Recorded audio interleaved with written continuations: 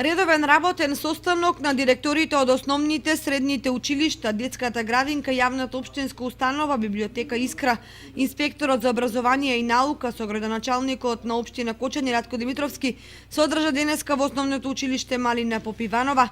На дневен ред се најдоа 3 теми, меѓу кои информацијата за пролетниот крос, одбележувањето на 1 април, денот на шегата и состојбата со училишните спортски лиги. Посебно беше обрнато внимание за спортските активности, значи најавениот крос за 21 март за денот на пролетта, поради временските услови се договоривме да го одложиме за средината на месец април, во начало 17 април. Се договараме за активностите околу 1 април, денот на шегата, и за училишните спортски лиги. Како последна точка од дневниот ред беа тековни прашања и решавање на проблеми со кои се соочуваат училиштата од општината. Еве што за ова истакна Димитровски.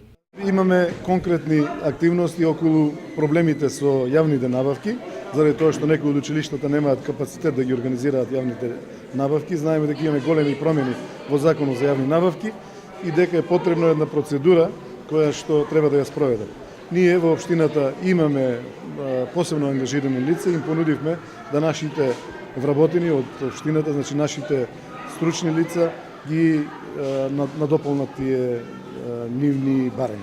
Вакви средби се организираат секој месец на иницијатива на градоначалникот Ратко Димитровски.